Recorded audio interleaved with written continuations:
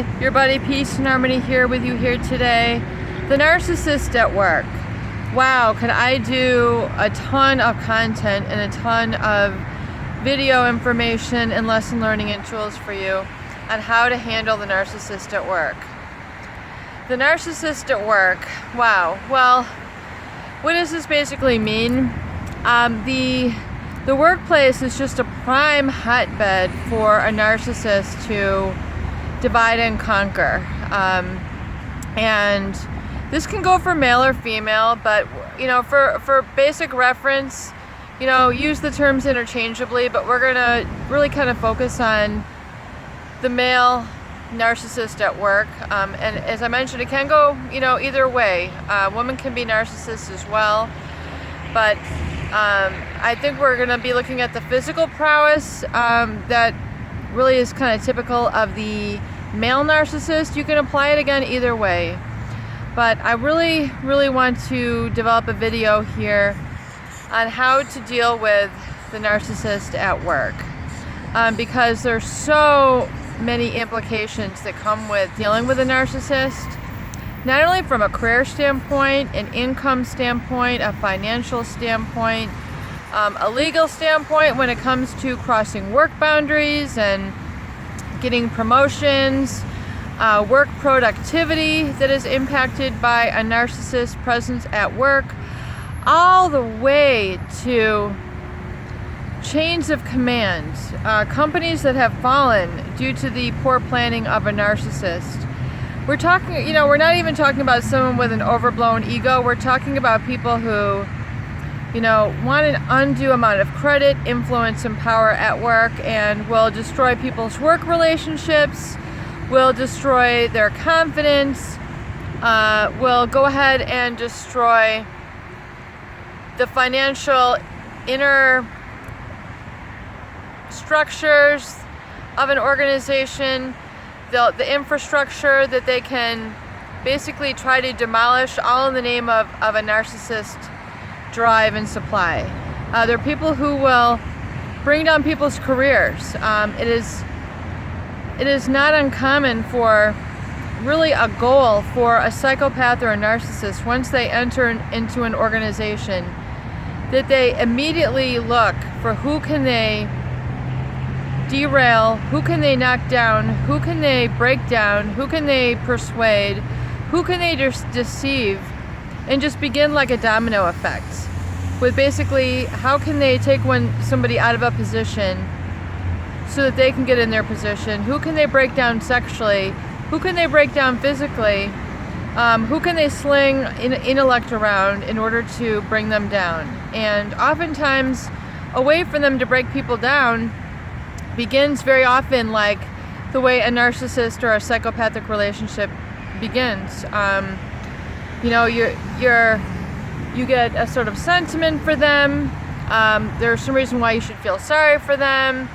They're going to give you a story where you should maybe begin crying or begin to feel for them. And it's on that spectrum. I'm not saying that everybody who tells you a story is a narcissist or psychopath. I'm trying to give you some warning signs for you to really identify these, because this is how it begins, and this is how the derailing, this is how the domino effect starts to fall. They will, as we've discussed with brainwashing and the gaslighting, in the narcissist or psychopath in the workplace is very adept and very skilled at derailing your senses. When I talk about derailing, I mean trying to overtake or trying to conquer or trying to get you to focus and identify on something other than what you should be focusing on. So you come into a job, you've got a mindset, you've got a focus, you have a professional mindset, you're there to follow the rules and become an asset and contribute to the organization. Lo and behold, the narcissist, enter the narcissist, enter the psychopath. They're sizing you up, they're going to play it cool, they're going to look at you from a distance, they are going to kind of be targeting you, especially in the workplace. It's like you're painted into a corner there, basically. you are prime meat. You are prime prey. You are a captive audience, because chances are you're going to be locked into appointments with these people, meetings. You're going to be in close proximity. You are focusing, innocently on your work, and they are just going to take the opportunity. In fact, many narcissists and psychopaths will approach professions where they can just have prime pick of all sorts of prey, be it in, female-dominated workplaces, etc. I mean, they, or, it can go the other way where it's even not a sexual target or conquest, but the narcissist or psychopath at work is extremely dangerous. It has an extremely dangerous ground to tread on if they get a hold of you. And it will start with something innocent, like a look. The narcissist will give you that look in your eye that you think, oh, you get a little bit of tingle, you get a little bit of excitement for some reason. Don't jump on that train. Do not take that advance, because it all starts with a look. Oftentimes, and I want you to be able to identify this. If you have not encountered a psychopath or a narcissist at work, you're probably going to at some point in your lifetime, unless you work on the farm and you don't encounter anybody. I mean, and it's very, very important for anyone who's growing up in today's world to become very well educated on this type of presence and this type of person in the workplace. Why? Because it can cost you a lot financially, it can cost you a lot emotionally, etc. It can damage your career, it can damage your reputation. So the narcissist at work, I'm going to be doing several videos, I think, on this topic. But for one, just be advised that oftentimes they have that reptilian look. They have that stare about them, the look in the eyes, and then later you'll find that they maybe find it difficult to look in you, discuss things with you with eye contact.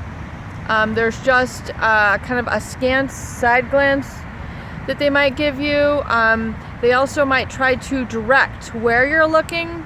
You'll have to notice these people.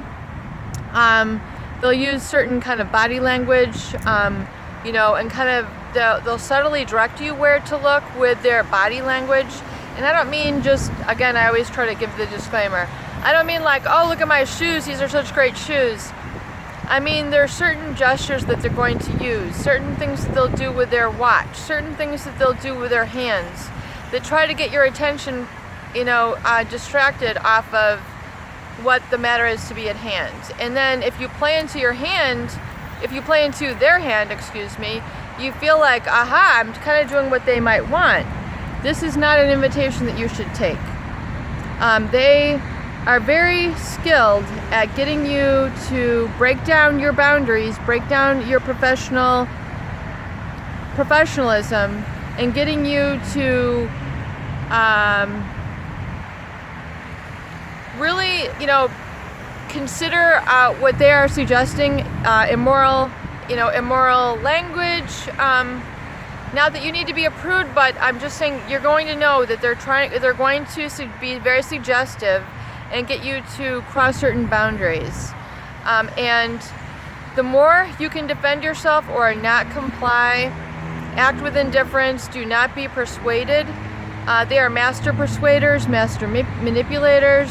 Do not take their advances. Do not respond in any sort of suggestive way. Do not take that advance, whether it be a slightly more flirtatious walk.